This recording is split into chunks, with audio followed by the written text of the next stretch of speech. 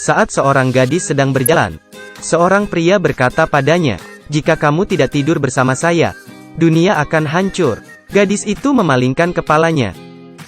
"Apakah kita punya waktu untuk ke hotel? Atau di sini?" Dia terkejut. Operasi apa ini? Ternyata ini adalah dunia yang indah. Orang tidak bisa berbohong. Katakan kebenaran dengan terus terang. Markus adalah seorang bujangan berumur 40 tahun. Alaminya dia berada di tingkat bawah sosial. Hari ini, dia dan Jenny pergi makan ke restoran. Saat akan memesan makanan, pelayan berkata, "Dia adalah adikmu, bukan? Apakah putrimu, juga bukan? Kamu tidak pantas dengannya." Meskipun apa yang dia katakan sangat memilukan. Tapi sepertinya itu benar. Di tengah makan malam, Jenny menerima telepon dari ibunya. Dia mulai menceritakan kencannya hari ini. Ya, dia tidak punya uang banyak. Tapi orangnya sepertinya lumayan baik.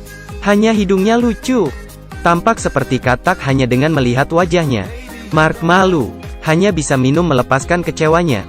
Di hari kedua, Mark menerima kabar buruk segera setelah dia bergabung dengan perusahaan.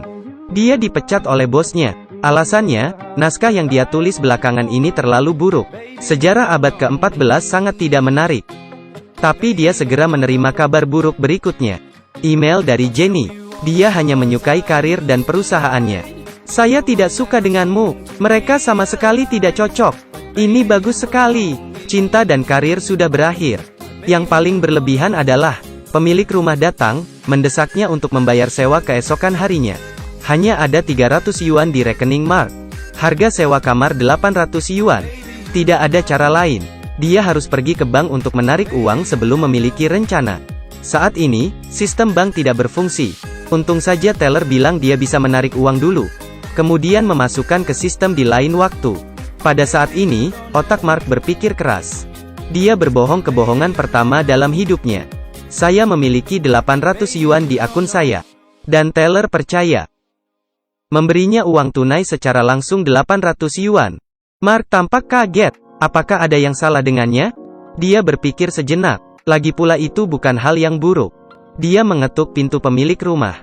Bayar sewa di muka. Kemudian datang ke bar untuk berbagi rahasia dengan teman. Dia bilang dia bisa melakukan apa saja. Tapi teman-temanku tidak percaya padaku. Mereka bertaruh. Biarkan Mark menemukan keberuntungan di jalan. Jadi adegan awal terjadi seperti ini. Untungnya, pada akhirnya Mark tahu. Dia berbohong bahwa dunia tidak akan hancur. Baru saja mengakhiri lelucon ini. Dengan keterampilan ini, dia bisa melakukan sesuatu yang gila. Mark datang ke kasino bersama teman-temannya. Tidak hanya mereka pergi dengan itikat baik. Dan berkata bahwa dia menang jackpot. Pelayan memanggil bos, dan beritahu gudang untuk mendapatkan uang. Mereka berdua pulang dengan keranjang uang.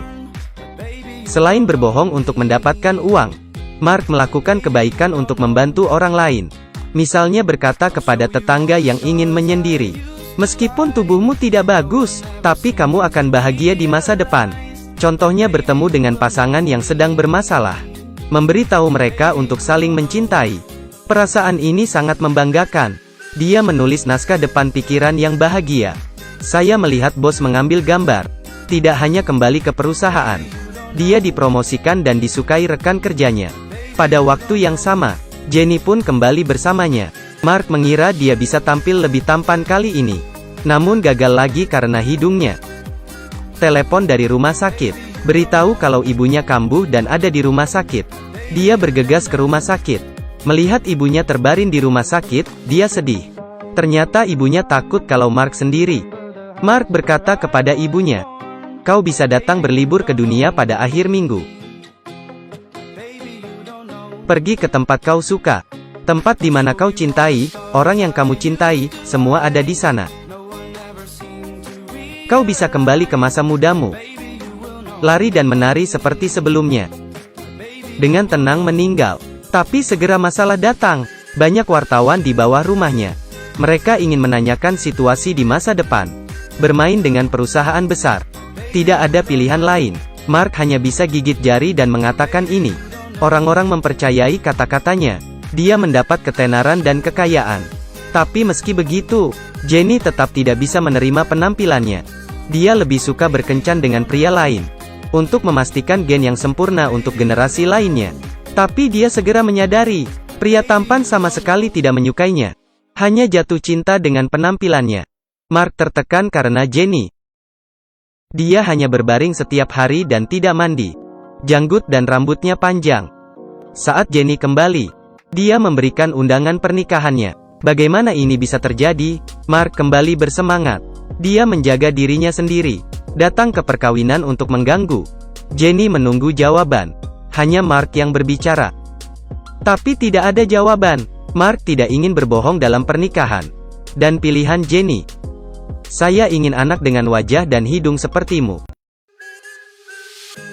Ini adalah komedi Amerika tahun 2008, The Birth of Liz. Tahun berlalu, akhirnya ada satu orang lagi yang bisa berbohong, yaitu anak laki-lakinya. Bagaimana menurut Anda? Penampilannya mirip? Ibu, rasanya enak, padahal berbohong itu tidak baik. Tapi jika dimulai dari niat baik, masih bisa diterima. Baiklah, sekian sharing hari ini. Ikuti saya untuk melihat review yang lain. Sampai jumpa.